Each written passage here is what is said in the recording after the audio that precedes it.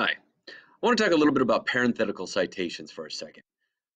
You'll notice that in the essays that I've shown you that there are parentheses and there's the author's name or even just a page number. Those are the parenthetical citations. Those are the things that indicate that the information that has been summarized or quoted or paraphrased, even if you take somebody else's idea and put it in your own words, you still got to say where it comes from.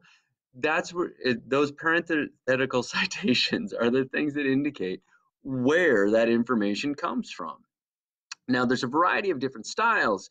Here at Interlakes, we use MLA, but there's APA in Chicago, and some folks use footnotes or endnotes. And it doesn't really matter what style you use. It'll be based on where you're choosing to publish as to what their preference is, so it's consistent. But in the end, the whole point is that you honor where the information came from. And two things will happen with that. The first one is you're avoiding plagiarism.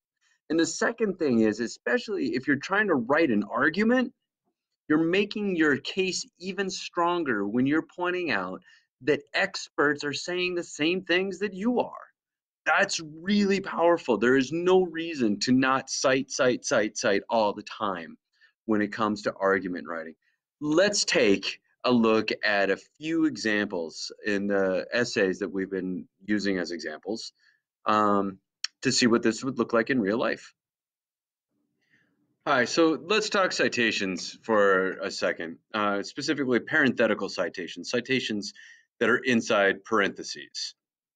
In the example essays that we've been looking at, we've got this one right here. There's parentheses, there's the name of the author, there's the page number that it was on. This is all great and really straightforward. One of the things in MLA style is this period here should be out here. All right, and what that says is when the period is on the outside, is that it groups the entire citation together. The quote, the author with the page, all grouped together. We're looking at some of these other pieces of the example. These are just a different format for citing. This is not how we do it at Interlakes. The way that we do it at Interlakes looks a little something like this. If you use the author's name of the citation in the work, like right here with Wordsworth, all you would need to do is put in the page number. If you don't use the author's name in the quote or the setup, you would do something like this, and you'll notice the author's name, you'll notice the page number, you'll notice the period. Both are acceptable. It just depends on the wording in the sentence that it's used. In the end, what you should see is the author's name so that it corresponds, scrolling all the way down, sorry to make you seasick. It should correspond with the works cited page. So you see the name in the document, in the text, go to the end, it should correspond with the alphabetical ordered listing of the name right here in the works cited page. And that's about as simple as it gets.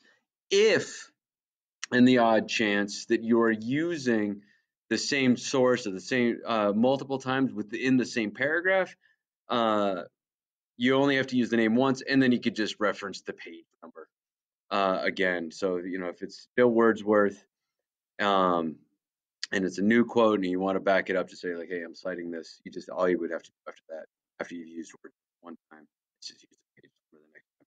And that's it. That's the simple skinny on it.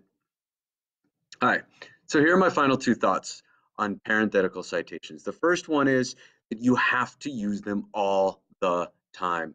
Never don't use them.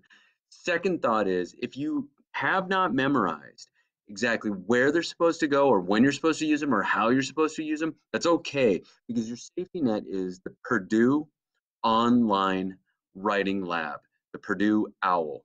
I go there all the time to find information about what it is that I'm supposed to do. If I'm supposed to be citing a PDF or website or a database, if I am unsure of the best way to honor my source, I go to an expert. I look it up. I don't have every source memorized. So I use the Purdue Online Writing Lab.